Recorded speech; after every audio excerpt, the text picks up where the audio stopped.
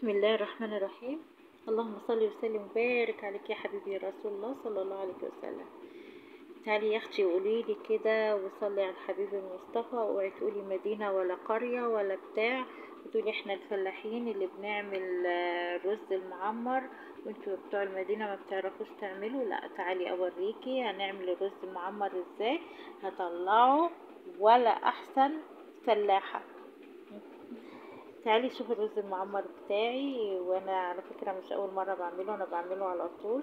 وبيطلع ما شاء الله لا قوة الا بالله. وعلى فكرة الاكلة دي اكلة محببة جدا بالنسبة للاسرة عندي، بيحبوها جدا جدا وبعملها كتير جدا جدا. فيلا صلي معايا على الحبيب صلى الله عليه وسلم. وتعالي شوفي الرز المعمر بتاعي. ولا فرن فلاحي ولا طاجن ولا اي حاجة.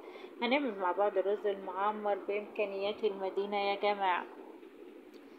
اللهم صل وسلم وبارك عليك يا حبيبي يا رسول الله صلى الله عليه وسلم. قبل ما نبتدي كده حط اللايك يا قمر التوهية، ولو انت بتتفرجي عليا ومش مشتركة معايا اشتركي وفعلي زر الجرس عشان يوصلك مني اي فيديو جديد. اكتبي لي كومنت حلو كده يشجعيني بيه، شجعيني يعني ايه، استاهل التشجيع والله. فشجعيني بالكومنت واعملي لي لايك واشتركي لو انت مش مشتركة. على فكرة والله زر اللايك مش بيكهرب يا جماعة. يلا هنبتدي ونشوف المكونات بتاعتنا. بسم الله توكلنا على الله ولا حول ولا قوة إلا بالله. أول حاجة يا جماعة أنا معايا نص كيلو من الرز، غسلته وصفيته، ومعايا الصينية اللي هحط فيها. طبعا لو عندك طاجن هيبقى أفضل، ولكن أنا ما عنديش طاجن فأنا هعمل في الصينية. يعني مشي حالك على أي وضع إن شاء الله الحاجة معاكي هتطلع حلوة. تصلي على الحبيب وتسمي بالله وتذكري الله كده وتعملي الحاجة اللي انت عايزاها ان شاء الله باذن الله هتطلع حلوة. تعالي شوفي الرز المعمر بتاعنا وهيطلع شكله ازاي ونشوف المكونات بتاعتنا. معايا نص كيلو من الرز، تمام، ومعايا كوباية من السكر.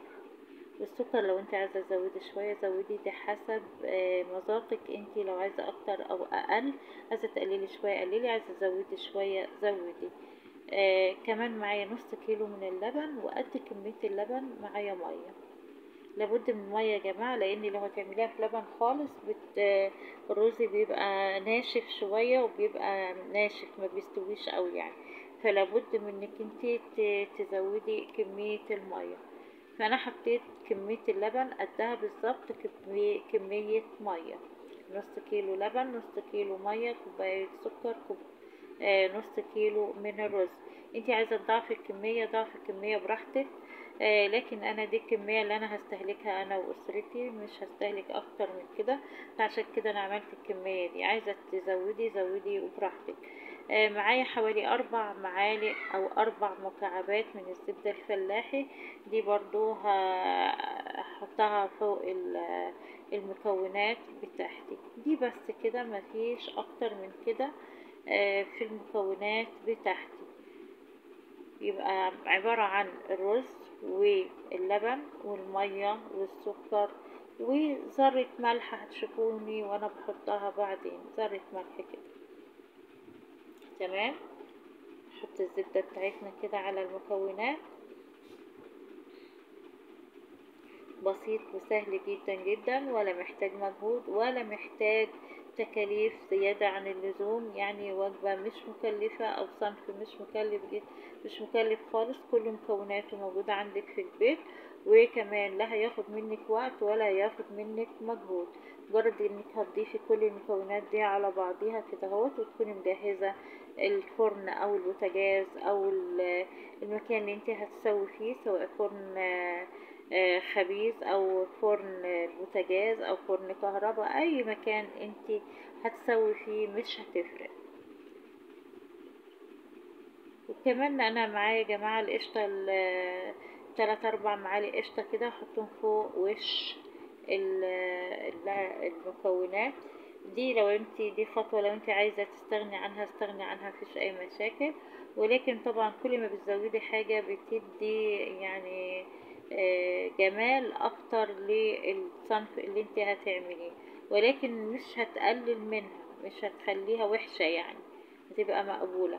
لكن لو حطيتيها هتبقى افضل طبعا. طبعا انا مسخنه يا جماعه الفرن قبل ما، اثناء يعني العمل، مجرد ما هشرع في ان انا اعمل حاجه سخنت الفرن. وبعد ما حطينا المكونات دي كلها، طبعا انا عايزه المكونات دي تاخد مجرد 3 غلوات بس على النار، 3 غلوات فقط لا غير، مفيش غيرهم، ما تزوديش عن كده عشان ما يعجنش منك. تمام، زي ما انتوا شايفين كده ما شاء الله. طبعا المادة الدهنية اللي هتسيح، ودول ذرة الملح حوالي يعني 2 جرام ملح، مش كتير. طبعا كلنا عارفين ان اي صنف من الاصناف الحلوة لابد ان احنا نحط ذرة ملح عليها عشان تبين السكر. سبحان الله، بقلب كده طبعا عشان الملح ما يبقاش في مكان واحد، وعشان كل المكونات كده تمتزج ببعضيها. وطبعا زي ما قلت لكم انا كنت مشغله الفرن على درجه حراره 180، وحطيتها على صاج الفرن من تحت، فرن البوتاجاز يا جماعه، على صاج فرن البوتاجاز كده، وهسيبها لحد ما تشرب المواد السائله بتاعتها. يعني هي مجرد ما تحطيها هتستمر في الغليان، هتستمر في الغليان لحد ما تشرب المواد السائلة. طبعا مجرد ما شربت المواد السائلة بتاعتها انا طلعتها فوق. وعايزة تشغلي الشواية شغليها، عايزة تشغلي المروحة بتاعة البوتاجاز شغليها، مش هتفرق. المهم الوش يحمر ويديكي النتيجة اللي انتي شايفاها دي. استوت معانا خلاص، مخدتش في ايدينا يعني اكتر من نص ساعة يا جماعة، نص ساعة وما شاء الله استوت جدا جدا. وهتشوفوا معانا دلوقتي قطعة انا بقطعها زي قطع الكيك كده، عشان مش معقولة يعني هناكل من الصينية كده، فبقطعها. غير الطاجن طبعا، لو انت بالطاجن بتاكلي بالمعلقة عادي من الطاجن. فانا زي ما انت شايفة كده، بصي قطعتها ما شاء الله، لو تشوفي ما شاء الله بيضة وبتلمع ما شاء الله، الرزان فلفلة ما شاء الله وبتلمع، جميلة ما شاء الله، طعمها روعة، والريحة بتاعتها الله أكبر، خرافة جدا. بتفتح النفس مشهية ما شاء الله. بصي مفلفلة مش معجنة أبدا، رزاية بتلمع وسايبة كده يعني كل رزاية لوحدها ما شاء الله. زي ما انت شايفة كده شكل الصينية وحده كده يفتح النفس، زي ما انت شايفة ما شاء الله لا قوة إلا بالله.